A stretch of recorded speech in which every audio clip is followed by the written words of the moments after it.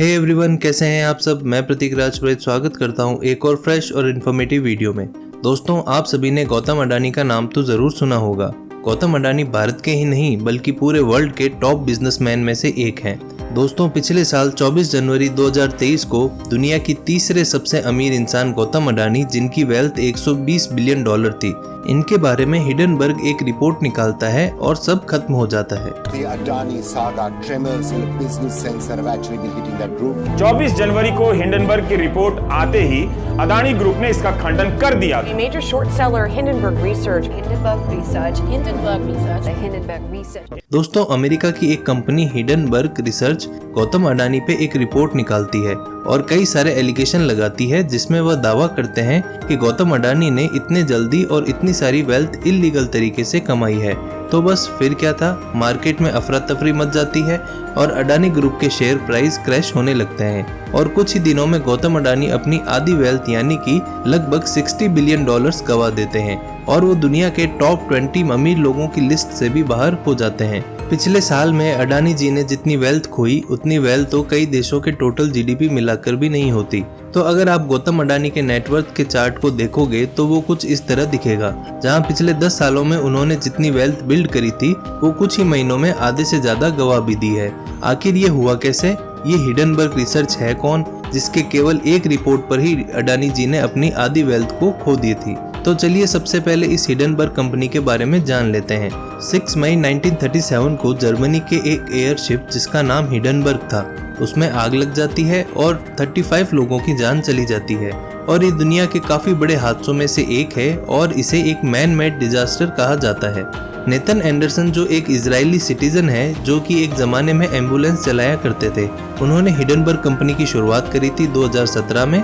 Nathan Anderson पैसे से financial analysis थे और ये कंपनी दुनिया में हो रही फाइनेंशियल फ्रॉड का पता लगाती और नेथन ने इस कंपनी का नाम हिडनबर्ग इसलिए रखा क्योंकि उनका कहना है कि जिस तरह हिडनबर्ग एक मैन मेड डिजास्टर था जिसे अवॉइड किया जा सकता था, उसी तरह दुनिया में जो लोग फाइनेंशियल फ्रॉड कर रहे हैं उन लोगों पर ये कंपनी रिसर्च करती है और शॉर्ट सेलिंग करके पैसा कमाती है।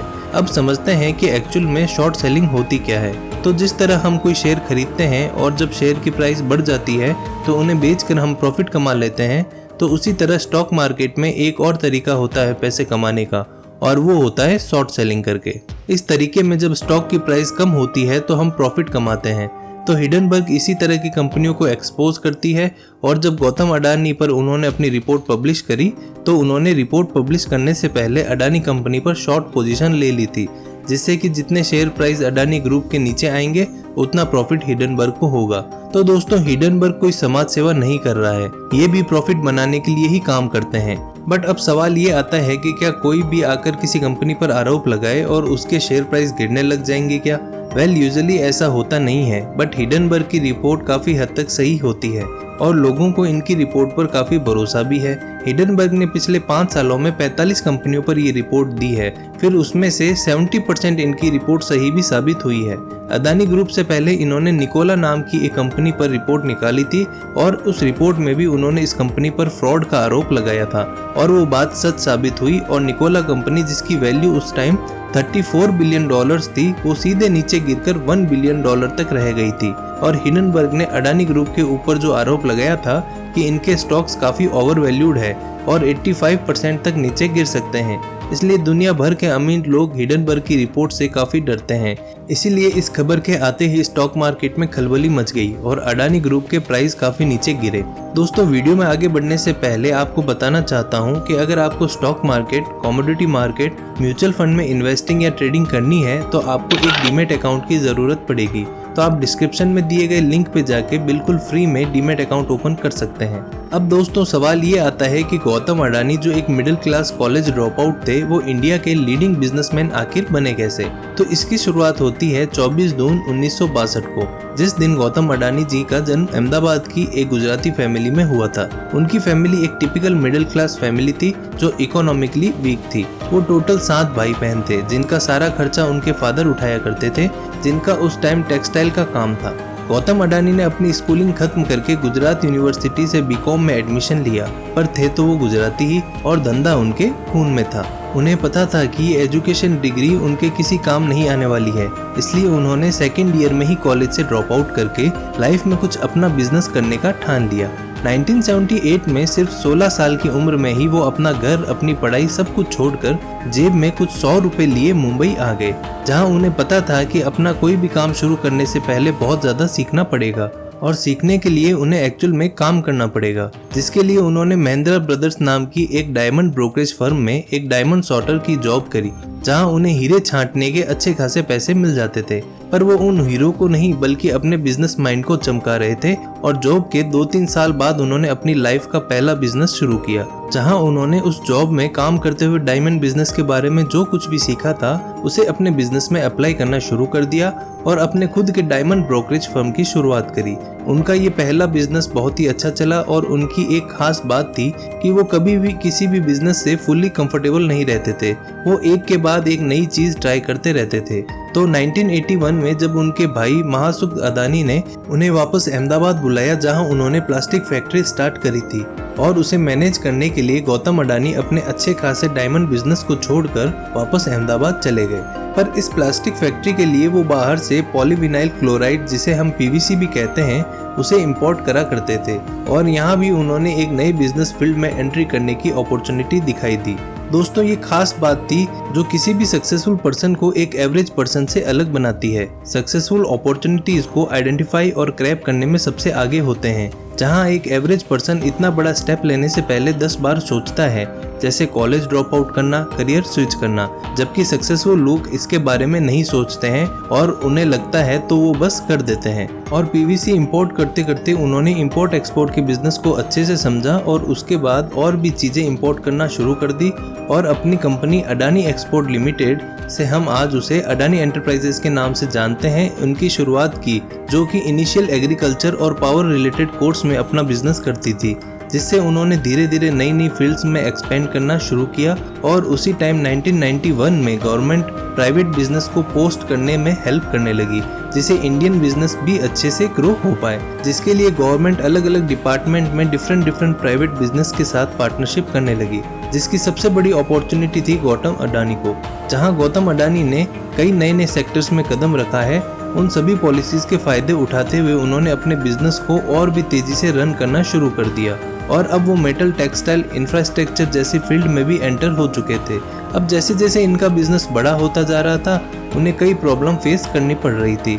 अब जैसे कि हर बिजनेस में होता है, कई सारे प्रॉब्लम को फेस करना पड़ता है, वैसे ही अडानी जी को भी अपने इंपोर्ट एक्सपोर्ट बिजनेस में इंपोर्ट की कंजप्शन होती थी। इतनी भीड़ भाड़ की वजह से उनके शिपमेंट डिले होने लगे। उसी टाइम 1994 में गुजरात गवर्नमेंट ने मुंद्रा पोर्ट को प्राइवेटाइजेशन करने का अनाउंस किया और उस अपॉर्चुनिटी को गौतम अडानी ने अपने हाथ से जाने नहीं दिया। उन्होंने गुजरात गवर्नमेंट के साथ कॉन्ट्रैक्ट साइन करके मुंद्रा पोर्ट को अपने अंडर ले लिया और आज मुंद्रा पोर्ट देश का सबसे लार्जेस्ट प्राइवेट सेक्टर पोर्ट में से एक है।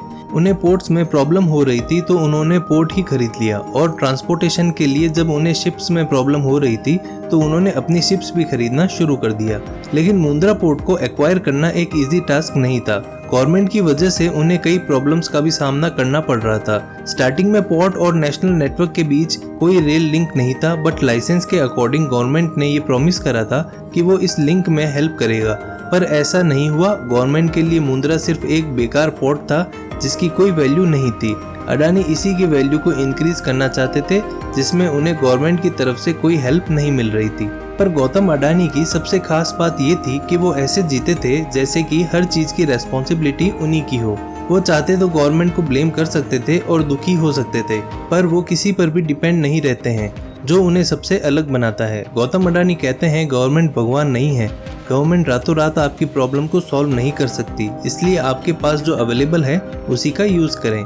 इसलिए अडानी जी ने गवर्नमेंट का वेट करने की बजाय गवर्नमेंट से लेटर ऑफ इंटेंट लिया और 250 करोड़ स्पेंड करके खुद ही 64 kilometre long railway track build कर दिया। उनकी एक खास बात यह है कि वो सीखने के लिए कभी भी वेट नहीं करते, वो डायरेक्टली उस बिजनेस में घुस जाते हैं और काम करते करते प्रॉब्लम फेस करते हुए उन्हें सॉल्व करते हैं, जो एक रेयर क्वालिटी है, क्योंकि किसी के लिए भी नया काम करना ऑलरेडी बहुत ही आउट ऑफ कंफर्ट वाली बात होती है, जो बहुत मुश्किल लगता है। ऊपर से उसे करने के बाद उसमें कई सारे प्रॉब्लम्स को फेस करना पड़ता है। तो इसके बाद तो इंसान बहुत आसानी से गिव अप कर ही देता है। पर वो कहाँ गिव अप करने वाले इंसान थे। गवर्नमेंट को जहाँ कहीं भी प्रॉब्लम होती है और वो किसी भी सेक्टर में प्राइवेटाइजेशन की बात को सुनते थे तो गौतम अडानी सबसे पहले उसकी कमांड लेने के लिए रेडी रहते थे। अडानी ने कई सारे बिजनेस को खरीदा। उन्होंने रिलायंस ट्रांसमिशन को 12,000 करोड़ में, अंबुजा और एसीसी सीमेंट को भी खरीदा। इनफैक्ट उन्होंने इंडिया के second busiest airport Mumbai international airport के 74% स्टेक तक ले लिए हैं। इतने ज़्यादा एक्सपेंशन की वजह से अडानी ग्रुप की कंपनी के स्टॉक प्राइस पिछले 5 सालों में बहुत तेज़ी से बढ़े, जहां अडानी पावर 800% तक बढ़ा, अडानी एंटरप्राइजेस 2400% तक बढ़ा और अडानी ग्रीन तो 5000% तक बढ़ चुका था। पर आप जान के हैरान हो जाएंगे कि इतनी हाई ग्रोथ रेट के बाद भी अडानी ग्रुप प्रॉफिट नहीं कमाता, बल्कि ये सभी एक्सपेंशन उन्होंने उधार लेकर किए हैं, जो कि करीब $40 बिलियन के करीब होता है। इतना अमाउंट पूरी इंडिया की इकोनॉमी का 1%। और इसके बाद आती है हिडनबर्ग की रिपोर्ट, जिन्होंने ये दावा किया कि अडानी ने अपने सभी स्टॉक्स के प्राइस को आर्टिफिशियल इंक्रीज किया है।